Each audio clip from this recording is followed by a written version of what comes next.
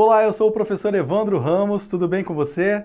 Ótimo, então. Estamos desenvolvendo aqui a nossa disciplina Enfermagem em Urgência e Emergência. Espero que você esteja aí gostando das nossas lives, gostando também das nossas aulas aqui gravadas. É importante a sua participação e é importante também que você faça a leitura dos seus materiais para a gente poder aprofundar em sala de aula, ok? Vamos lá. Vamos falar nessa aula sobre o item 2 do seu material. Falamos então sobre a assistência de enfermagem em algumas urgências e especificamente nessa aula nós vamos falar sobre o pneumotórax. Vamos lá? Bom, o pneumotórax ele é uma ação importante na área de emergência porque ele pode acontecer por diversos fatores, ok? E esses diversos fatores podem trazer alguns sinais e sintomas importantes para a gente na área de emergência. E aí entra a sua função como técnico de enfermagem numa situação de emergência para apoiar a equipe de saúde, ok?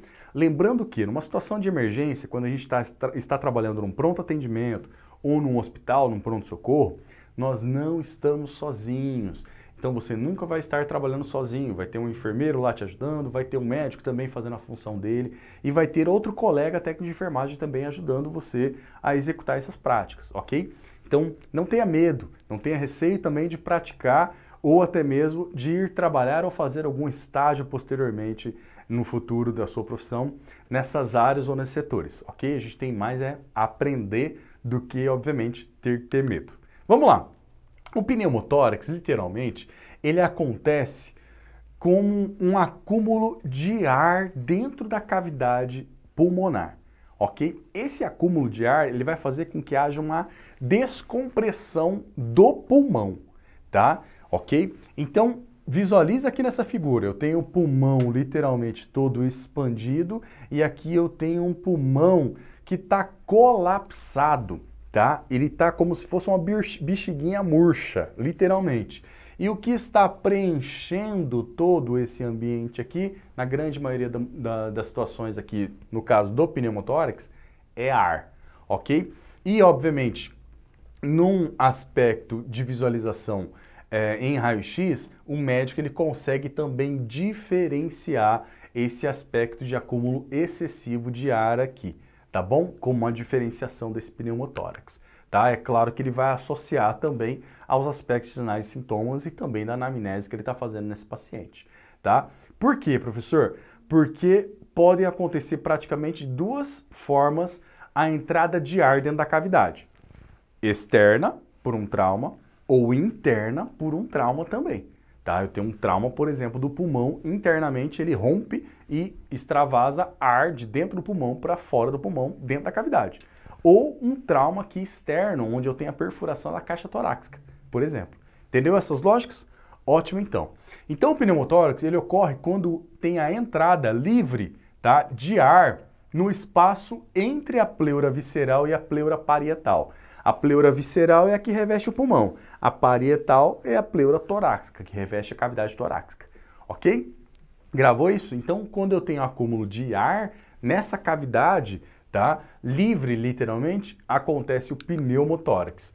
O pneumotórax, eles podem ser primários ou espontâneos, tá? São aqueles, literalmente, que ocorrem sem uma doença pulmonar, tá? Clinicamente aparente ou fatores preponderantes, né? Pré-determinantes aparentes, e eles podem ser, então, primários ou espontâneos, ou ainda secundários, tá? Que são aqueles que ocorrem em pacientes com alguma doença pulmonar, ok? Grava isso. Então, primário, quando não tem nenhuma doença, e secundário, quando ele já tem uma doença, obviamente, que pode influenciar, ok?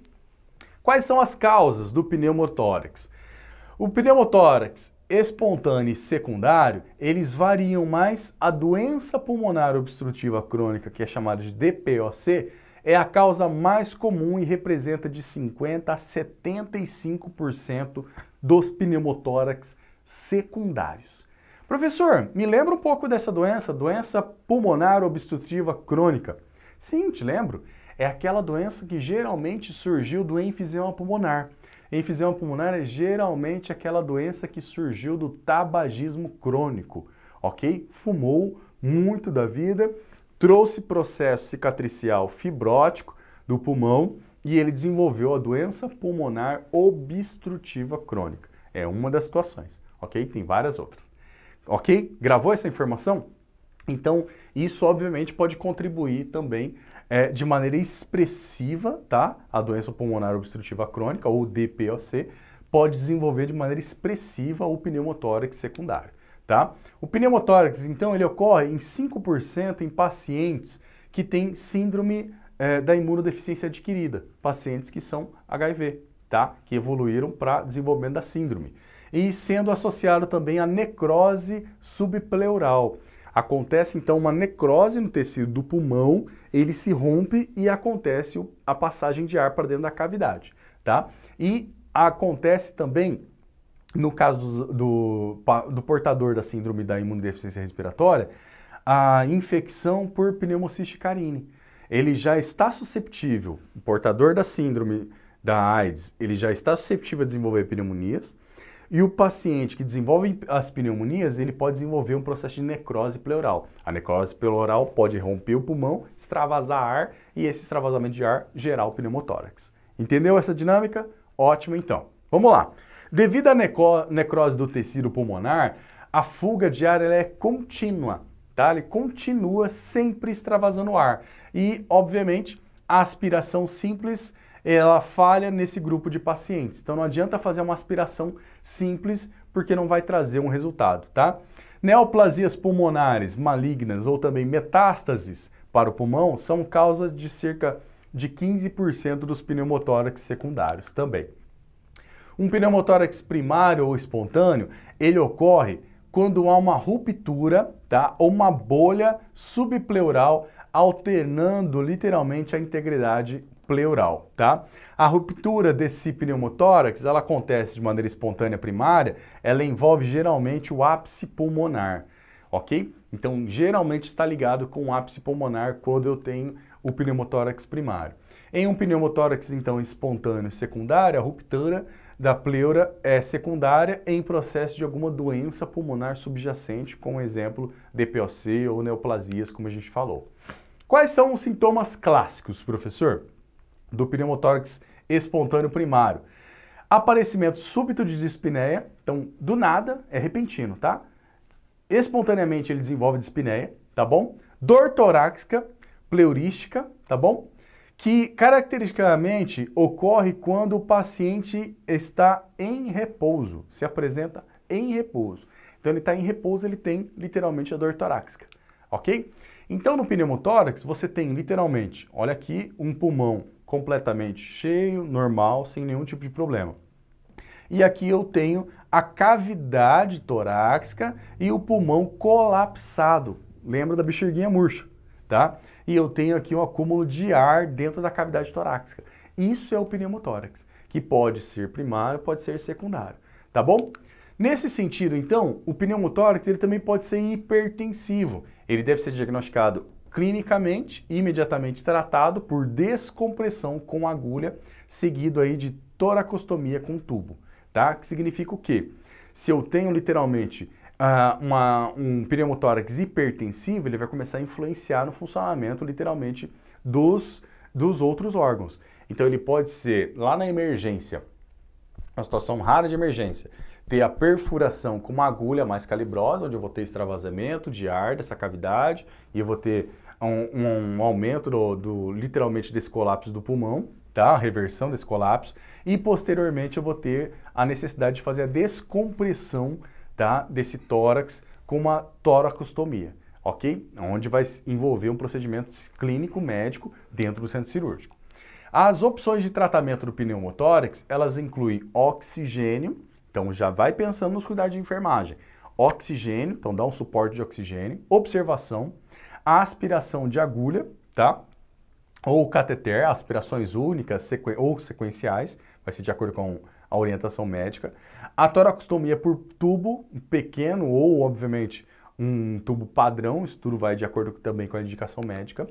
E os cuidados de enfermagem de maneira em geral, cuidados com sinais vitais, esse paciente vai apresentar uma dispneia importante, então eu tenho que fazer o cuidado com os sinais vitais importante, proporcionar um pouco de conforto para esse paciente para eu fazer os outros cuidados, orientação quanto ao repouso, Acesso venoso periférico calibroso, que é bastante importante, de preferência 2 acessos calibrosos, porque ele pode evoluir para uma complicação maior, tá?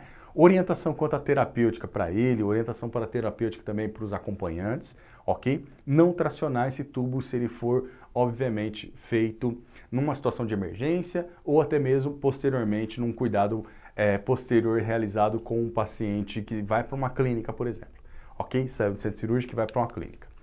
Outros cuidados, eles estão relacionados com a observação desses sinais vitais ou sinais de complicação, como dispneia mais forte, e lá no pré-hospitalar, não retirar o objeto encravado se houver um objeto encravado, por exemplo, que fez um trauma que evoluiu para um pneumotórax, tá bom? E aí eu tenho também, lá na emergência no pré-hospitalar, a importância, se eu tenho a perfuração e está extravasando o ar, esse pulmão vai estar colapsado, fazer o curativo de 3 lados, tá? Também conhecido como curativo de 3 pontos ou 3 pontas, tá? 3 lados é o mais adequado. Vou mostrar uma figura aqui para você visualizar, tá? Então, no pneumotórax, eu tenho o pulmão colapsado, ele pode ter um trauma aqui externo no pulmão, ok? Uma perfuração que está forçando literalmente que a pressão atmosférica ela é maior que a pressão que tem aqui dentro. Então, se tiver uma perfuração, vai, obviamente, entrar ar facilmente aqui, ok? E o curativo de 3 lados ou 3 pontas, tá? Ele é literalmente um curativo onde eu utilizo, de preferência, um plástico, tá? Pode ser um saco plástico, de preferência estéril ou limpo. Lá no pré-hospitalar, se eu não tiver algo estéril, eu posso utilizar algo mais limpo possível, tá bom? Sujo eu não vou utilizar.